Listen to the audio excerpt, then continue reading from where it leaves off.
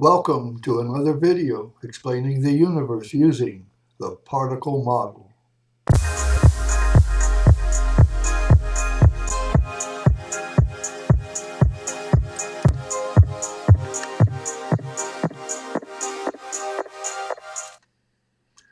Well, today's video is a video about G1 and G2 particles, and in particular, it's a response to a subscriber who calls himself Seuss V.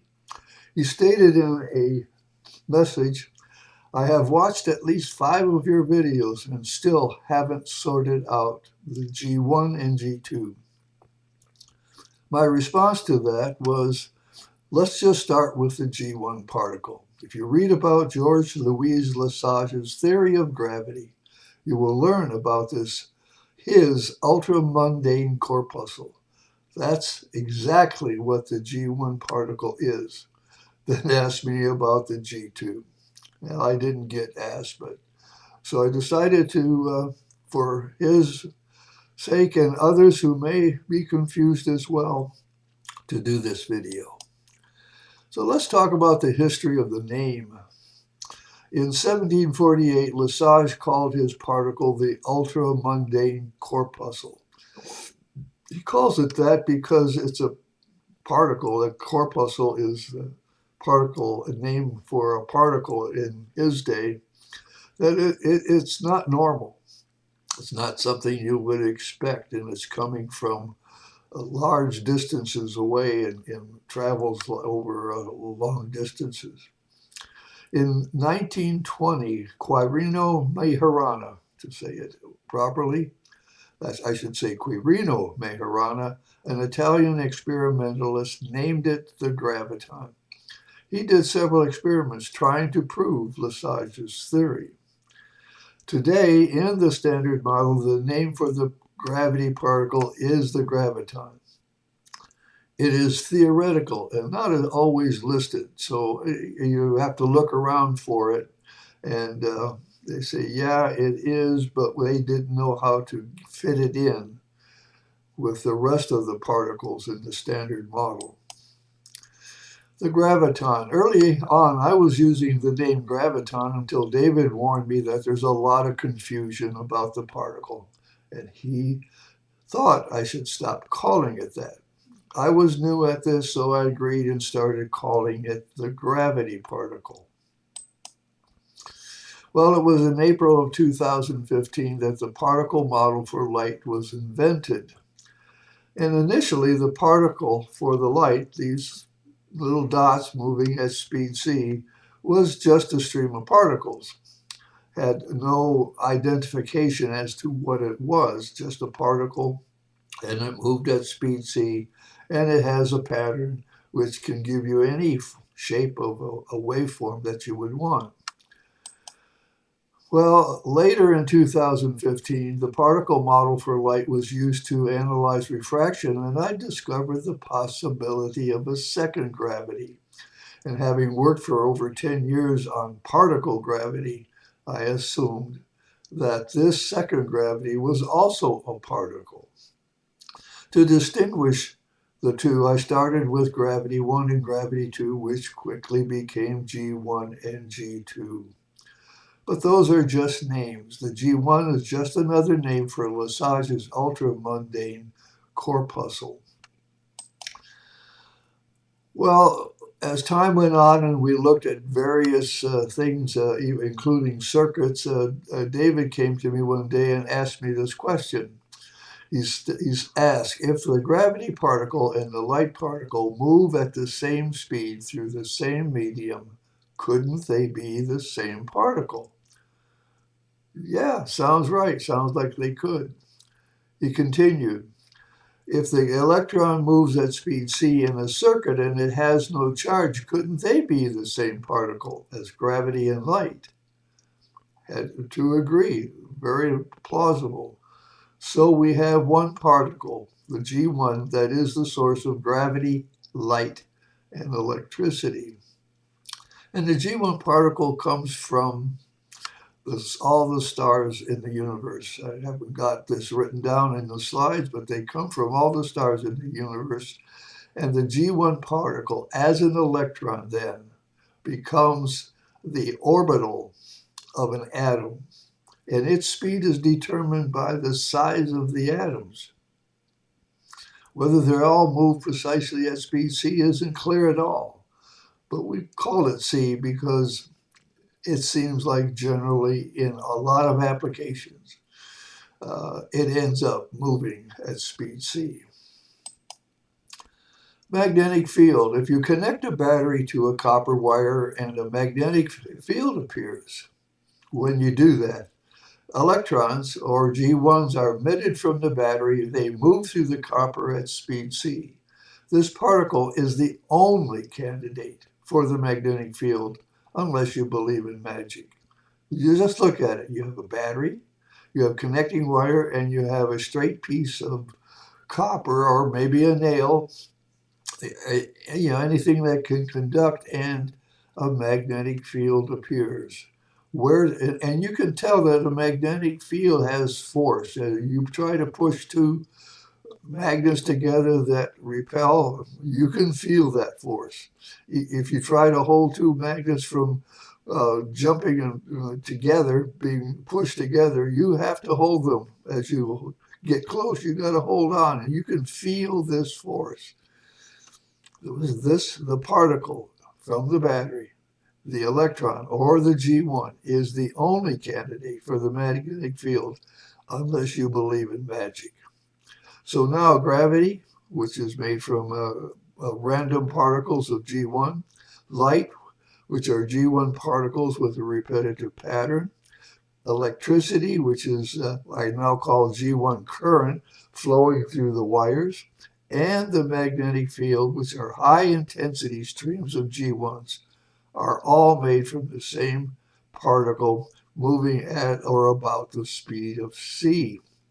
And they come from the atoms in our universe. Well, the electric field. Sorry, the particle model suggests that the electric field is not made from the G1 particle. It is made from the G2 particle. G2 gravity was suggested when refraction was analyzed using TPM light. Light moves at speed c. If gravity bends light, and it bends it in a very controlled way. Just look at dispersion, the rainbow. See how well controlled that is. The magnetic field, look how well controlled the magnetic field is. To just try to have a gravity particle, a G1 particle, control the G1 flow for dispersion or for a magnetic field just isn't going to work. Particle chasing particle, it would have to be there, then it would have to be magic again. Light moves at speed c. If gravity too bends light, it must move faster than light. So where does it come from? Yeah. If the G1 comes from the atom, which is in nature, and you have another particle that happens to be moving at very fast, faster than light, where does it come from? The subatomic atom. It is estimated grossly by me that the speed of the G2 particle is c squared, or actually my estimates are somewhat less than that, but I use c squared just as a way to talk about it, because I really don't know the speed of the G2 particle. G2 gravity is the electric field. When using the cathode ray tube, electrons change direction when passing between the electric plates. I got a word "the" stuck in there. The G2 comes from the same source as the G1, from the stars in the universe. Lesage's ultramundane corpuscles came at an object from all directions. It has to be the stars. Where else would they come from? If they are the orbital of the atom and the sun is combusting in its own way, that's where it comes from. G2 comes from the same source. The subatomic atom is combusting at the same time and releasing G2 particles. The atoms in our periodic table have G1s orbiting at speed c. The natural source for the high-speed G2 is a lower level atom, a subatomic atom. Yeah, that's a new idea. It's an idea that modern science does not have. Okay, let's look at temporarily something different, the four forces. There are gravity, magnetic, nuclear strong, and nuclear weak, is what you hear about. Or in some cases, uh, electroweak has been, where magnetic and nuclear weak have been combined. But let's stick with the four. G1 gravity made from G1 particles that are moving, coming from us from the stars in a random pattern, control the orbit of planets around the sun. This is Lesage's gravity. G2 gravity made from G2 particles, again random and coming from the sun, control the flow of G1s around and through the magnet. It controls the orbit of the G1 around the atom and is the nuclear binding force. It's the nuclear binding force. If it can hold the G1 around the atom, just like the G1 gravity holds the atmosphere around the Earth, it can and it holds the water on the Earth. It becomes like the nuclear binding force. Nuclear weak. The particle model has no separate source for nuclear weak force. TPM assumes that atoms that radiate are atoms that are not well balanced. As such, some parts of the atom are loosely held and will be emitted when external forces, maybe heat, a strong laser, when that atom is disturbed, then the ones that are loosely held are emitted. Okay, a summary of the G1 particle. Random G1s moving in all directions. And as we call it now, the gravitic field. Light peaks of G1s with a physical spacing that matches the wavelength of light, all the way from radio waves to gamma, and maybe above. Higher than gamma may be hard because of the size of the particle. Magnetic field, a continuous stream of G1s moving around and through the magnet. A total particle field, the real thing that you might see if you looked at any point in space, includes G1 gravity, the random particles moving through space, G1 light, and G1 magnetic fields. They're all coexistent and make up what might be the total G1 particle field that exists out there. G2 particle field. The G2 particle is the orbital of a subatomic atom moving at or about speeds c, or at c squared. G2 particle field. Random G2s moving in all directions come from the sun, come from the subatomic atom. G2 gravity, the nuclear binding force and the force that keeps the G1 in orbit. There is no evidence for G2 light. It's got an interesting way to think about this. There's no evidence that there are more level 2 particles than maybe a simple hydrogen type particle or atom. But there could be, as the sun emits G2s, they could be emitted in clumps with a pattern and actually be streams of G2 light. That's likely in terms of the particle model. To have a G2 magnetic field requires a level 2 magnet.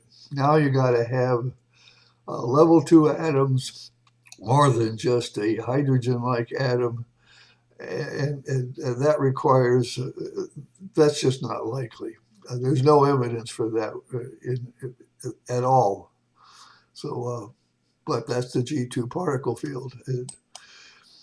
Here's a final step I'd like to take and talk about empirical equations. The first one, gravity one, well, the empirical equation for that is Newton's equation, where the mass is in kilograms. And the mass of atoms and molecules can be measured in kilograms. Another empirical equation is the Coulomb equation, where the electric force between charged Q and plus and Q minus is very similar to Newton's equation. We've all looked at that and said, wow, that's just like gravity. Well, the particle model doesn't accept charge as a physical property. So when you remove charge from the Coulomb's equation, you get this other equation, gravity 2, and it has to have a different constant. This is the force between the N1 and G1. The G1 orbiting the N1 makes the hydrogen atom, and if the G1 is going the right speed, is the right distance, the right direction, it will orbit. And another G1 can come in there, and if it's moving at the right speed in the right direction and the right distance, it can orbit. It may not stay there long, but it can orbit. And the mass is not in kilograms because you cannot measure the G1, for example. You can't measure that gravitationally with the G1 particle because G1s collide with G1s. They don't act gravitationally. Acting gravitationally means the G1 has to pass through the G1, just like is explained with Lesage's gravity. So you cannot have its mass is not in kilograms. N1 and G1 cannot be measured using G1 gravity because they collide. They don't pass through. A new standard is made. A new standard for that is necessary. My name is Bob D. Hilster, and I am your particle model guru. Tune in next time when I'll explain more of the universe using the particle model. Thank you for your attention.